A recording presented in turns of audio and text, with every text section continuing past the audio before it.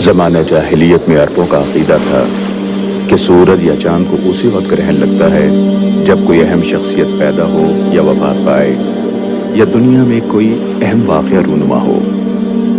نبی کریم صلی اللہ علیہ وآلہ وسلم کے عہد مبارک میں سورج گرہن لگا اور اتفاق سے اسی دن آپ کا جگر گوشہ سیدنا ابراہیم بھی وفات پا گیا۔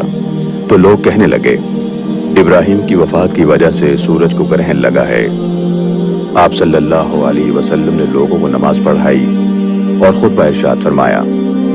آپ نے اس موقع پر ان کے اس غلط اور باطل عقیدے کی نفی فرمائی، یعنی سورج یا چاند کو گرہن لگنے کا تعلق کائنات کے واقعات سے نہیں بلکہ براہ راست اللہ تعالیٰ کی مشیت اور قدرت سے ہے، اور اللہ کی بڑی سے بڑی مخلوق بھی اس کے حکم سے روگردانی نہیں کر سکتی۔ گویا اللہ اپنی قدرت و طاقت کے اظہار سے لوگوں کو ڈراتا ہے، اے کمزور و ناتواں انسان، تو اللہ سے ڈر جا اور اپنی بخشش کا بہانہ ڈھونڈ۔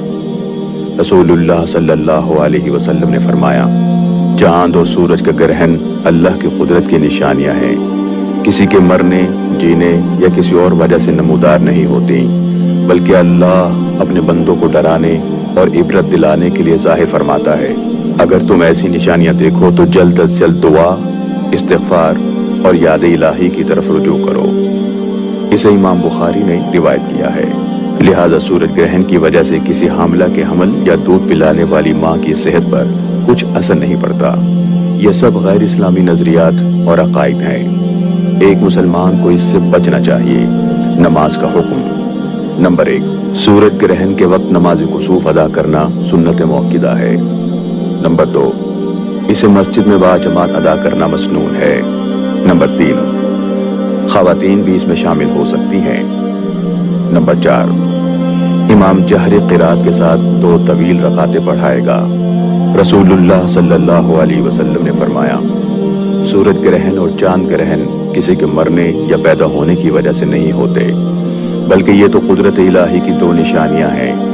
جب انہیں گرہن لگتے ہوئے دیکھو تو نماز کے لیے کھڑے ہو جاؤ اور اللہ سے دعائیں کرو حتیٰ کہ گرہن ختم ہو جائے۔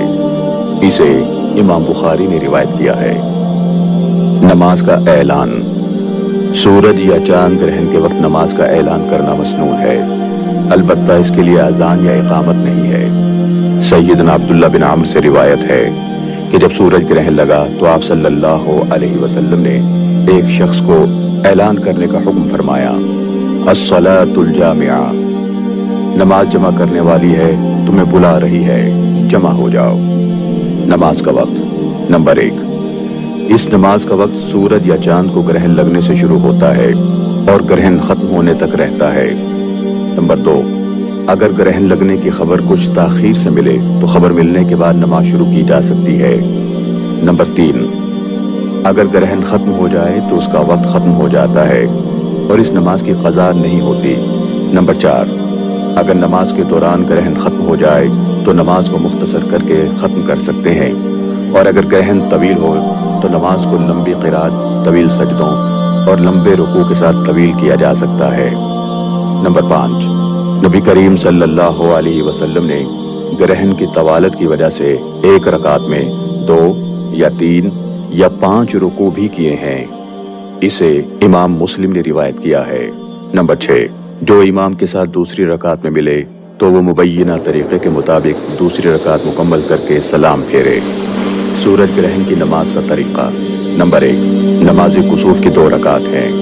پہلی رکعت میں تکبیر تحریمہ کے بعد دعائے استفتاح پڑھنے کے بعد سورہ فاتحہ اور کوئی لمبی سورت تلاوت کی جائے گی، پھر لمبے رکوع کے بعد دوبارہ اٹھ کر قرات کی جائے گی، پھر 2 طویل سجدے کیے جائیں گے۔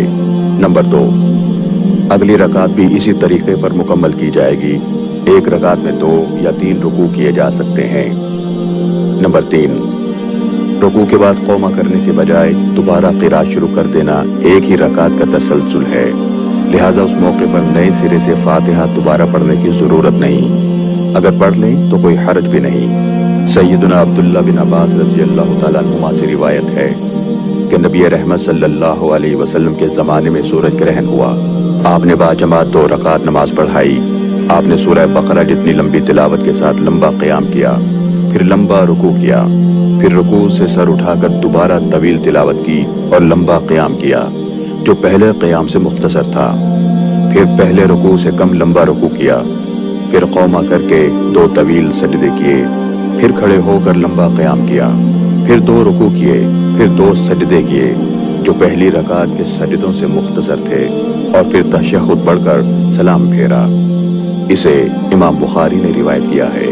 آپ صلی اللہ علیہ وسلم کی نماز کی کیفیت۔ سورج اور چاند گرہن کے موقع پر آپ صلی اللہ علیہ وسلم پریشان ہو جاتے اور گھبرا اٹھتے اور نماز پڑھتے۔ سیدہ اسما بیان کرتی ہیں کہ آپ کے زمانے میں ایک مرتبہ سورج گرہن ہوا تو آپ گھبرا گئے اور گھبراہٹ میں اہل خانہ میں سے کسی کا کرتا لے لیا۔ بعد میں چادر مبارک آپ کو پہنچائی گئی۔ سیدہ اسما بھی مسجد میں گئیں اور عورتوں کے صف میں کھڑی ہو گئیں۔ آپ نے اتنا طویل قیام کیا کہ ان کی نیت بیٹھنے کی ہو گئی، لیکن انہوں نے ادھر ادھر اپنے سے کمزور عورتوں کو کھڑے دیکھا تو وہ بھی کھڑی رہیں۔ اسے امام مسلم نے روایت کیا ہے۔ سیدنا جابر رضی اللہ تعالیٰ عنہ کہتے ہیں کہ نبی رحمت صلی اللہ علیہ وسلم کے زمانے میں ایک سخت گرمی کے دن سورج گرہن ہوا۔ آپ نے صحابہ کرام کو ساتھ لے کر نماز پڑھی۔ آپ نے اتنا طویل قیام کیا کہ لوگ گرنے لگے۔ اسے امام مسلم نے روایت کیا ہے۔ آپ کا گھبرانا اللہ کے ڈر کی وجہ سے تھا۔ جب آپ اللہ کے پیارے نبی ہو کر گھبرا اٹھتے تھے تو افسوس ہے ان امتیوں پر جو گناہوں کے بوجھ تلے دبے ہونے کے باوجود ایسے مواقع پر اللہ کی طرف رجوع نہیں کرتے، بلکہ کافروں کی دیکھا دیکھی اس منظر کو دیکھنے کا اہتمام کرتے اور پکنک کا ماحول بنا لیتے ہیں۔ سیدہ اسما کہتی ہیں کہ آپ نے اتنا لمبا قیام کیا کہ مجھے عورتوں کے صف میں کھڑے کھڑے غش آ گیا۔ میں نے برابر میں اپنی مشق سے پانی لے کر سر پر ڈالا۔ اسے امام بخاری نے روایت کیا ہے۔ محترم سامعین و ناظرین کرام، ذرا غور فرمائیے، نبی رحمت کس قدر انہماک اور اہتمام سے سورج گرہن کی نماز پڑھتے تھے۔ ہمیں بھی اس نماز کا اہتمام کرنا چاہیے۔ رسول اللہ کے پیچھے عورتیں بھی سورج گرہن کی نماز پڑھتی تھیں۔ ہمیں بھی چاہیے کہ ہم مسجد میں سورج گرہن کی نماز باجماعت کا اہتمام کریں اور ہماری عورتیں بھی ضرور مساجد میں جا کر نماز میں شامل ہوں۔ خطبہ۔ 2 طویل رکعت ادا کرنے کے بعد آپ نے صحابہ کرام کو خطبہ ارشاد فرمایا، جس میں اللہ کی حمد و ثنا بیان کی اور پھر فرمایا، سورج اور چاند اللہ کی نشانیوں میں سے 2 نشانیاں ہیں۔ کسی کے مرنے یا پیدا ہونے سے ان کو گرہن نہیں لگتا۔ جب تم گرہن دیکھو تو اللہ کا ذکر کرو۔ دوران نماز میں نے جنت دیکھی۔ اگر میں اس میں سے ایک انگور کا خوشہ لے لیتا تو تم رہتی دنیا تک اس میں سے کھاتے رہتے اور وہ ختم نہ ہوتا۔ اور میں نے دوزخ بھی دیکھی، اس سے بڑھ کر ہولناک منظر میں نے کبھی نہیں دیکھا۔ اور میں نے جہنم میں زیادہ تعداد عورتوں کی دیکھی۔ عرض کیا گیا، اے اللہ کے رسول، کیا وجہ ہے؟ عورتیں زیادہ جہنم میں کیوں ہیں؟ آپ صلی اللہ علیہ وسلم نے ارشاد فرمایا، وہ کفر کرتی ہیں۔ عرض کیا گیا، اللہ کو کفر کرتی ہیں؟ آپ نے فرمایا، وہ خاوند کی ناشکری کرتی ہیں۔ اگر تم ایک طویل مدت تک ان میں سے کسی کے ساتھ اچھائی کرتے رہو، پھر وہ اپنی مرضی کے خلاف کوئی کام دیکھے تو کہہ دیتی ہے کہ میں نے تجھ سے کبھی بھلائی نہیں دیکھی۔ اسے امام بخاری نے روایت کیا ہے۔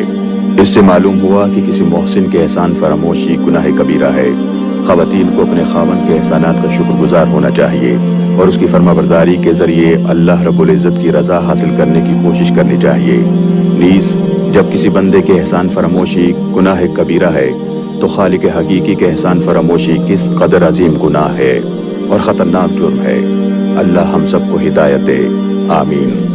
نماز کے بعد کثرت سے استغفار کرنا چاہیے، دعا مانگنی چاہیے، تسبیح و تکبیر پڑھنی چاہیے اور صدقہ کر کے اپنے رب سے گناہوں کی بخشش اور اس کی خوشنودی طلب کرنی چاہیے۔ دعا میں ہاتھ اٹھانا بھی مشروع ہے۔ اسے امام مسلم نے روایت کیا ہے۔ نبی رحمت صلی اللہ علیہ وسلم نے نماز کسوف کے دوران جہنم میں اس عورت کو جلتے ہوئے دیکھا جس نے بلی کو بھوک اور پیاس سے مار دیا تھا اور اسے نہ کھانے پینے کو دیا نہ اسے کھلا چھوڑا کہ وہ اللہ کی زمین سے اپنا پیٹ بھر لیتی۔ معلوم ہوا کہ ظلم کی سزا بھی بہت بھیانک ہے، خواہ وہ جانوروں کے ساتھ ہی کیوں نہ ہو۔ نبی کریم صلی اللہ علیہ وسلم نے دوران نماز عمر بن لحی کو بھی دیکھا کہ اس کی انتڑیاں پیٹ سے باہر نکلی ہوئی تھیں اور وہ سخت عذاب سے دوچار تھا۔ یہ وہ بد نصیب شخص ہے جس نے عربوں میں بتوں کی پوجا شروع کرائی، لہذا شرک کا انجام بھی نہایت مہلک ہے۔ آپ نے اس چور کو بھی آگ میں جلتے ہوئے دیکھا جو اپنی کھونٹی سے حاجیوں کا سامان چراتا تھا۔ اگر حاجی دیکھ لیتا تو معذرت کر لیتا کہ غلطی سے میری کھوٹی سے مال چپک گیا، اور حاجی غافل رہتا تو اس کا سامان لے اڑتا۔ چوری بھی گناہ کبیرہ ہے اور بغیر توبہ کیے معاف نہیں ہوتا۔ اللہ تعالی ہم سب کو ان اعمال پر عمل کرنے کی توفیق عطا فرمائے، آمین۔